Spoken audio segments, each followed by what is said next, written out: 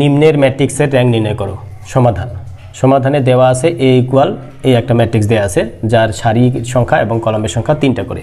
তাহলে ক্রম হবে কত? ক্রম বা মাত্রা হলো 3 এখন র্যাঙ্ক নির্ণয় করার জন্য আমাদেরকে এই এ ম্যাট্রিক্সটার নির্ণায়ক বের করতে হবে। এখন নির্ণায়কের মান যদি 0 হয় তাহলে আমাদের ধাপে ধাপে আরও কাজ করতে হবে। আর যদি নির্ণায়কের মান অশূন্য হয় অর্থাৎ 0 অপেক্ষা বড় অথবা ছোট যে কোনো সংখ্যা হয় তাহলে আমরা র্যাঙ্ক নির্ণয় করতে পারবো। তখন র্যাঙ্ক হবে 3। তাহলে আমরা শুরু করি যে এ ম্যাট্রিক্সের কি নির্ণয় করতে হবে? নির্ণায়ক নির্ণয় করব। তাহলে ডিটারমিন্যান্ট অফ এ ইকুয়াল, এখন এটা ম্যাট্রিক্স, এটা থার্ড ব্র্যাকেটের মধ্যে আছে। এখন আমরা সমান্তরাল রেখার মধ্যে রাখলে সেটা হবে কি? নির্ণায়ক। আর নির্ণায়কের একটা নির্দিষ্ট মান বের করতে হবে। তাহলে এখানে দিই -3 6 2 1 5 4 1 5 4 4 -8 4 -8 2। এখন এইটার আমাদের নির্ণায়ক বের করতে হবে। তাহলে আসি নির্ণায়কের নিয়ম অনুযায়ী আমাদের কিভাবে করতে হবে। প্রথমে আমরা এই যে প্রথম সারিটা আছে এই সারি উপাদানগুলো -3 6 আর 2 নিয়ে কাজ করতে হবে। তাহলে প্রথমে আসি যে প্লাস দিতে হবে। কী চিহ্ন দিতে হবে? প্লাস চিহ্ন। প্লাস চিহ্ন দিয়ে তারপর -3 প্রথম সারির প্রথম উপাদানটা গুণ করব। -3 এটা হলো কি? -3। তারপর এই -3-র সারি এবং কলামে যে উপাদানগুলো আছে সেই উপাদানগুলো বাদ দিয়ে বাকি উপাদানগুলোর নির্ণয় নিতে হবে। তাহলে 5 4 আর -8 2, এখানে হবে 5 4 -8 আর 2 এটা।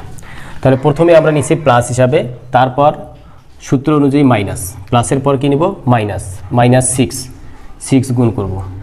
6-এর সাথে কি হবে? 6-এর সারি, 6-এর যে কলামের যে উপাদান আর সারিতে যে উপাদান এটা বাদ দেব। বাদ দিয়ে আমরা নিব 1 4 4 2 1 4 4 2 এটা।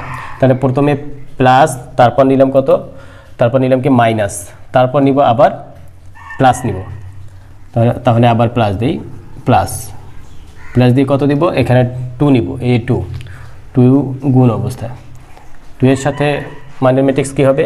এই যে 2 এর কলামে যে উপাদান সেগুলো বাদ দিব, সারিতে যে উপাদান সেগুলো বাদ দিব। তাহলে থাকতেছে 1 5 4 -8 1 5 4 -8, এই তো 4 -8। এখন এইটা আমাদের ক্যালকুলেশন করে ফেলবো। ক্যালকুলেশন করে আমরা কত পাচ্ছি দেখি। সমান এখন এই -3 ইন্টু হবে এই যে 5-এর সাথে 2 গুণ করলে কত হয়? 5 2 10 মাইনাস, এখানে -8-এর সাথে 4 যদি আমরা গুণ করে 4 8 32 -32 হবে, কারণ এখানে এইটার সাথে মাইনাস আছে। 32 -32 আর এই মাইনাস মিলে কি হয়? প্লাস হবে, +32 এটা +32। তারপর এই মাইনাস দিলাম, তারপর 6 ইন্টু 1-এর সাথে 2 গুণ করলে 2 সূত্রের মাইনাস, 4 4 16, এই প্লাস 2 দিলাম। তারপর কত? -8 থেকে আমরা বিয়োগ করব কত? 4 5 20 এটা 4 5 20 ইকুয়াল। এখন এটা আমাদেরকে ক্যালকুলেট করতে হবে। তাহলে এটা যদি ক্যালকুলেট করি, এখানে 10-এর সাথে 32 যোগ করলে 42, -3-এর সাথে যদি 42 আমরা গুণ করি তাহলে 126 হয়। তারপর এখানে দেখি, এখানে 2 থেকে যদি -16 যোগ করি, অর্থাৎ 2 থেকে যদি -16 বিয়োগ করি তাহলে -14 হয়। তাহলে -14-র সাথে যদি 6 গুণ করি তাহলে কত হয়? -14 আর 6 গুণ করলে মাইনাসে প্লাস হবে, তাহলে +84 হবে। তারপর এখানে কত হচ্ছে? -8 আর -20, তাহলে -28-এর সাথে যদি 2 গুণ করি তাহলে কত হবে? 56 হয়, যেহেতু মাইনাস এই জন্য -56। এখন এই -126 আর -56 যোগ করব, যোগ করে 84 আমরা বিয়োগ করব। তাহলে কত হচ্ছে? সমান হবে মাইনাস, এখানে দেই -98 এটা not equal to 0, not equal to 0। তাহলে যদি নির্ণায়কের মান নট ইকুয়াল টু 0 হয় তাহলে আমরা এই ক্রমেরই র্যাঙ্ক পাবো। র্যাঙ্ক হবে যে ক্রমটা থাকবে সেটার সর্বনিম্ন মানটাই হবে র্যাঙ্ক। তাহলে আমরা লিখব যেহেতু, কি লিখব, যেহেতু, যেহেতু ডিটারমিন্যান্ট অফ এ অর্থাৎ এ নির্ণায়ক not equal to 0, not equal to 0,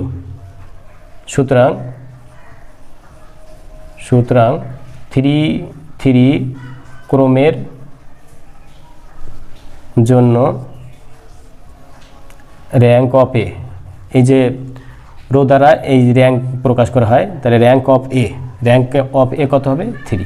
যদি ক্রম থাকে 3 র্যাঙ্ক হবে 3, যদি ক্রম থাকে 2 র্যাঙ্ক হবে 2, যদি ক্রম থাকে 1 2 তাহলে র্যাঙ্ক হবে 1, যদি ক্রম থাকে 3 4 তাহলে র্যাঙ্ক হবে কত 3, ছোটটা।